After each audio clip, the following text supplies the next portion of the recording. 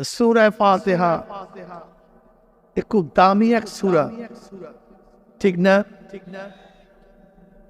দেখেন, গোটা দুনিয়ার কোন কিতাব, কোন বই তেলাওয়াত করে পড়ে ফুঁক দিলে রোগ সারে না, কিন্তু কোরআন এমন এক কিতাব, যদি কেউ কোরআন তেলাওয়াত করে পানির মধ্যে ফুঁক দেয়, পানি পান করে, এমনি তেলাওয়াত করে, তাহলে আল্লাহ পাক তার রোগ সব ভালো করে দেয়। আপনারা দেখছেন হাদিসের মধ্যে, সহিহ রওয়ায়াতের মধ্যে আসছে, একদল সাহাবী উসুল করার জন্য গেছে, যাকাত উসুল করার জন্য এক এলাকায় গেছে। সে এলাকার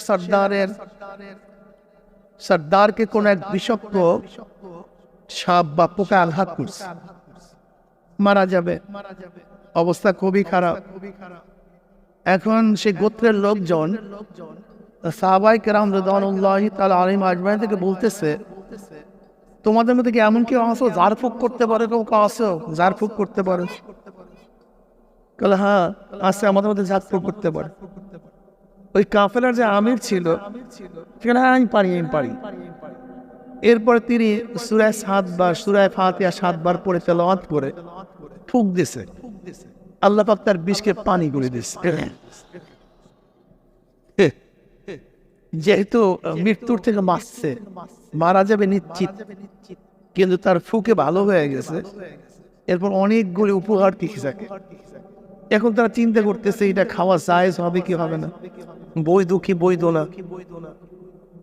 মদিনায় নিয়ে আসছে, জনাব মুহাম্মদ রাসূলুল্লাহ সাল্লাল্লাহু আলাইহি ওয়াসাল্লামের কাছে নিয়ে আসছে। বলছি, ইয়া নবী আল্লাহ, আমরা তো এই ঘটনা ঘটাইছি। নবী বললেন, তুমি জানলা কিভাবে? সূরা ফাতিহা পড়লে করে এমনি মনের থেকে আসছে, এই সূরা ফাতিহা পড় দিয়া।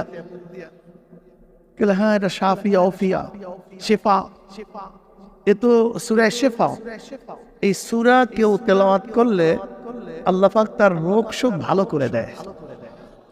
পানিতে ফুঁক দিয়া পানি পান করলে আল্লাহ পাক তার রোগ ভালো করে দেয়। কি কথা ঠিক না?